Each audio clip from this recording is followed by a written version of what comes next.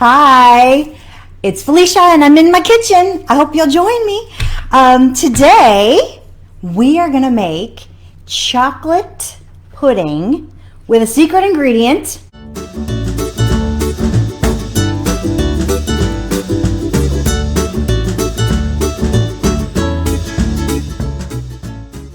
This is what we're making, is a chocolate avocado pudding.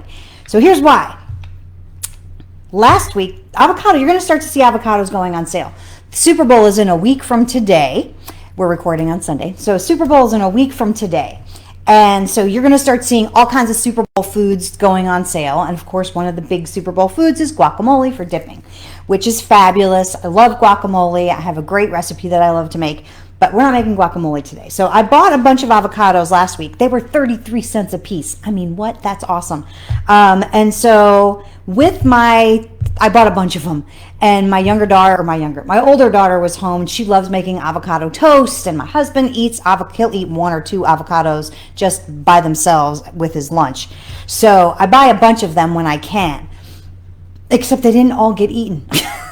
I was like, you guys, you said you love avocados. So I have a bunch left in the fridge, and they're starting to get just a little bit past where I would use them for guacamole. And you're going to see why as soon as I cut into them. And there's nothing wrong with them. If they're a little bit brown on the inside, that is fine. And in fact, that's the perfect time to make chocolate avocado pudding. Now listen, the first time I saw this, I was like, is it going to taste like avocados? Because that just sounds weird. It does sound weird. It does not at all taste like avocado. This is a totally plant-based recipe, and it gives you the mouthfeel of a pudding, of a rich, creamy pudding, but with the healthy fats from the avocados. Yay! You could even, if you wanted to have this for breakfast, you could have it for breakfast. That's fine. So first thing I'm going to do is I am going to cut into these avocados. So I pull off the little nubby here, and when you're shopping for avocados, you can if you pull off the nubby in the store, just kind of pull it apart, you can see inside where that nub was. And if it's green, the avocado itself is probably still okay, although I'm kind of feeling this one out. I'm feeling like it needs to be used for sure. So first thing I'm going to do is I'm just going to cut my avocado, and this one is green with just a tiny little bit of the brown around the edge, so that's fine. I'm going to scoop it out. I've got a little mini prep here, so you're going to have to experiment with me. I usually use my big blender for this, but I thought, you know what? Sometimes that big blender is a little bit of a pain to clean out. I mean, it's not. They market it as you just rinse it and whatever, but I don't mean that part. I mean getting all the food out. So it's a little bit easier for me to get all of the food, especially when it's a creamy thing, out of my little mini prep. So we're going to see. Keep our fingers crossed that this works.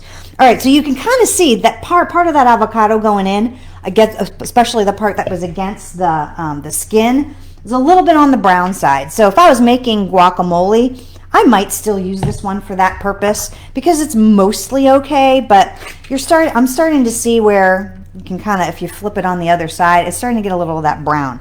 Well, guess what? We're about to turn this into chocolate, so it's just fine if it's a little bit brown. So this is perfect for chocolate avocado pudding. You can call it, if you don't want to call it chocolate avocado pudding, you can call it chocolate mousse and be a little bougie, make it fancy. And I've got some ways I'll show you to make it even fancy if you've got, if you're celebrating a special occasion in your life, maybe Valentine's Day. This is a fabulous recipe for Valentine's Day. All right, so this avocado is perfect. So this is like the perfect green. So I also want to show you, you can also put a perfectly ripe green one in here. And it is not going to look green at all, I promise you. Okay, this one is a perfectly ripe avocado. I love it.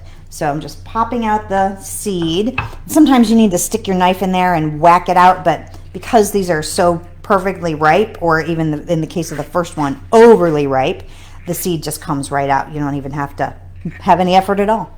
All right, so I'm just going to get rid of this part.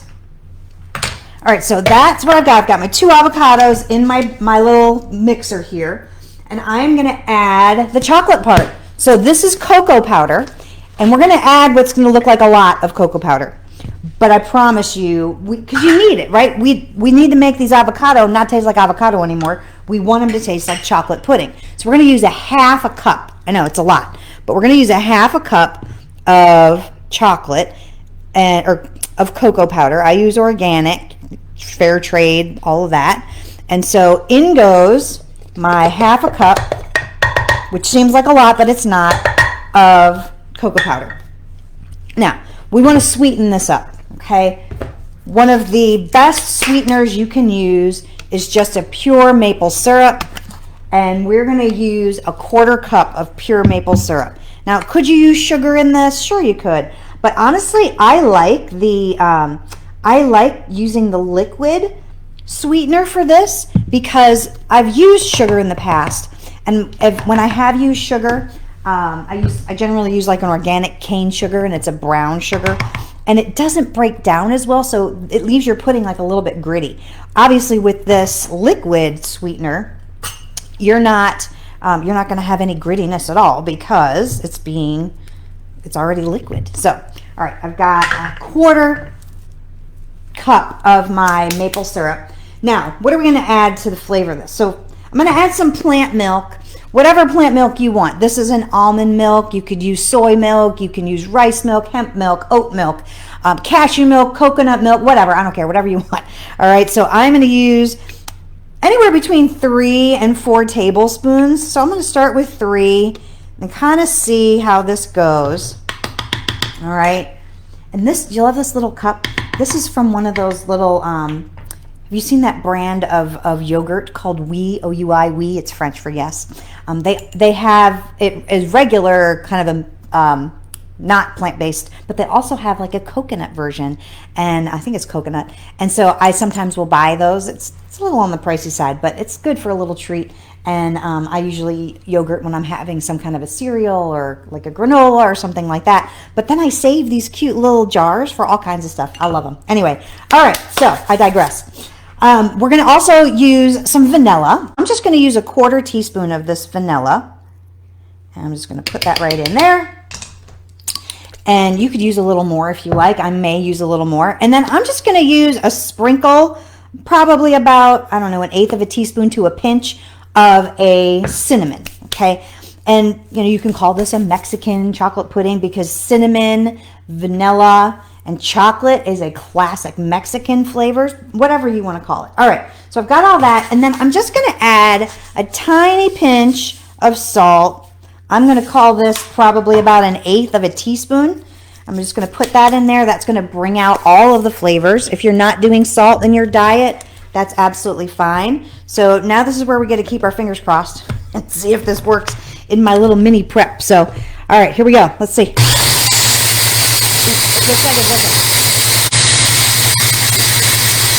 All right, let's see what happened. All right, so it's pretty good. It already is starting to look like pudding. So I just want to kind of push down scrape down the sides a little bit, and some of that cocoa powder isn't fully mixing in yet, so I'm just kind of helping it along a little bit. But it's coming out really nice and smooth. It's got the texture that we want for chocolate pudding. Yes, it is. Okay, I'm excited. Can you tell? I love a dessert.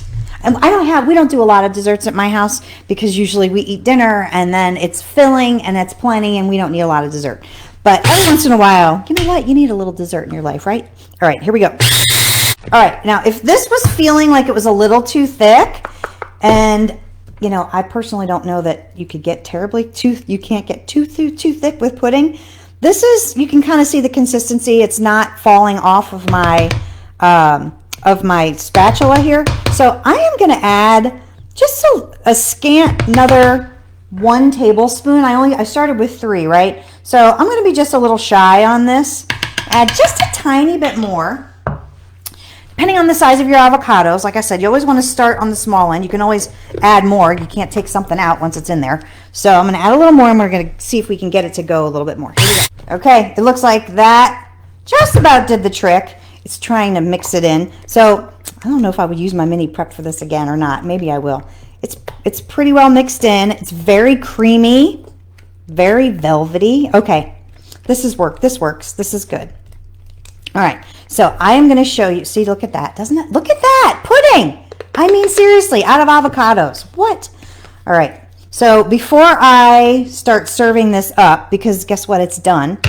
I am going to do two things. First thing is I'm going to taste it and see if it needs a little bit of anything else, in my opinion. So I'm going to grab a clean spoon here. There we go. And then we're going to look at that. It's perfect. It's not falling off the spoon. All right. Oh my, that is so good. It's so creamy, so velvety. It has a perfect mouthfeel. Not a hint of a flavor of avocado because we put all that chocolate in there. We put all that cocoa powder. All right. Oh my gosh, this is so good. I could probably eat this whole thing by myself. All right, so we could dish this up and serve it just as it is, but I thought, you know what? Since we're going for dessert, let's go all in and make some whipped cream for the top. Yes, we're going to make some whipped cream. So how are we going to make whipped cream plant-based? Well, I'll tell you. There is this beautiful magical product called coconut cream. Now, I got this at my Asian store, and they have big giant things of it. But I've seen it in Kroger and some of the other grocery stores around here. So this is an entire can. When you buy coconut milk, if you've never bought a can of coconut milk, what happens is it separates. The fat comes to the top. Just like anything else, right? Fat always rises. It's a science thing. But the fat rises to the top and the lighter liquid falls to the bottom. And so in any can of coconut milk, even light coconut milk where there's less fat, there's still some fat. But this is an entire can of all of the cream. And I buy this because it makes a fabulous whipped cream. And you see me putting in here, it's like, this is like the texture of, what do I want to say? It's like the texture of kind of almost like frosting. If you remember when you were a kid and you bought frosting mom would buy frosting in one of those, containers. It's kind of that consistency, but it feels like fat. I mean, if you've ever put your spoon into a container of like lard or leftover bacon fat, I mean, like it's fat. It's pure fat. So this isn't like if you're trying to lose weight, I would skip this part. I'm just saying. But all right, so we're gonna whip this. If you want to sweeten it, you can. I don't want to sweeten mine because I mean it's coconut milk, so it's already it's cream. It's already delicious. I feel like so I'm not going to add anything to it. But if you wanted to sweeten it a little, you could put a couple of drops of maple syrup in there. You could put, if you wanted like a vanilla whipped cream, you could add a drop or two of vanilla, maybe up to an eighth or a quarter of a teaspoon. So I just used a few scoops and I put it in a deep container here and I just switched out. So isn't this cool, this little contraption? So this is my stick blender, otherwise known as an immersion blender in the restaurant industry. They call it a boat motor, and they're giant ones. They go into big giant vats. But this is just a regular one, and my sister got this for me for Christmas, not this past year, maybe even been 2 years ago. This is one of the best Christmas gifts I ever got, next to my beautiful refrigerator from my husband. Shout out to Brent. All right, but she got it for me, and it came with this whole little mini prep set, and it came with all kinds of great stuff. So anyway, I did just lick my finger. It's fine. I'm the only one eating this. All right, well, I'll probably share with my daughter. All right, so because I can only share it with one daughter because the other daughter went back to school. Don't make me start, I might cry. All right, so I just pushed this into the cream, and I'm just gonna whip it. Look at just like that. It whips it up into a really nice, creamy whipped cream. And I'm gonna just be able to dollop this right on top. Okay, pull this out of here. And just like that, it is a beautiful, decadent whipped cream. And if I wanted to incorporate more air, I could incorporate more air. But I want to show you how I serve this up. Watch this. Get my, wipe down my board here. All right, so I got 3 options. And you can do whatever option you want to do here. All right, so if I was going to store this for later, I'd just stick it in a plastic container, and that's that, right? And then I just dollop it out. Or if you are, again, wanting to get things ready in advance of like Valentine's Day, for example, you could could make this a day or two in advance because the avocados aren't going to turn brown on you because they're already brown with the chocolate. So you could do it a couple days in advance and then just cover it over with plastic real well. But let's say that you are, you're doppling it out, you're going to serve it just like this, all right? So you've got a few choices. You can just put it in a regular little container like this, and there you go, however much you want, right? So this is what I would do just for every day. If you've got cute little dessert dishes, these came from my grandmother and grandfathers on my mom's side. They used to have down shore in Wildwood Crest, New Jersey. They had a little, they had a hotel, kind of a place, motel, and it was called the Primrose. And you see how I'm doing here is I'm just kind of giving it a little swirl to make it pretty. So I just kind of gave it a little swirl, so pretty. And so at the Primrose, people could stay, and then they would also, my grandmother and grandfather would make, it was like an early version of a B&B, except for it had like 3 floors, and there was a good number of rooms, and we used to, as kids, we would go, and we would just play in all the rooms, and as a little girl, I remember I had a stripped beds, like, you know, child labor was the thing. When you're a family, when your family has a business, you help the family, right? So anyway, we would do that, and we used to have to strip the beds before we could go down to the beach for the day. So that was always fun. So we would help my grandmother and grandfather get the rooms ready and clean, and then we would be able to go down to the beach, and we would have peanut butter and jelly sandwiches that always had sand in them on the beach. If you live near a beach, you know what I'm talking about. All right, so this is if you want to call it chocolate mousse and make it fancy, a little bougie, right? So here's you put it in just get a little, this is a little martini glass, and then somebody must be walking by the neighborhood. And then you're going to take some of your cream, and you just kind of spoon that over the top. Oh, look at how fancy that looks. Now I would probably wait to spoon the whipped cream on top. But let's see. All right, so I'm going to take my spoon, and I'm going to go in. Now, if you wanted to garnish this even a little more, you could garnish with a little hint of cinnamon. Oh, look how pretty that is. Look at that. I love it. And if you'd like a little bit of spice, you could use a little bit of chili powder on here. I mean, if you really wanted to go down the path of making it like a Mexican chocolate mousse, put a little chili powder on top, and it'll spice it up a little bit. All right, let's see. How do we do? Oh my gosh. It's so good. So this, oh my gosh, it's so good.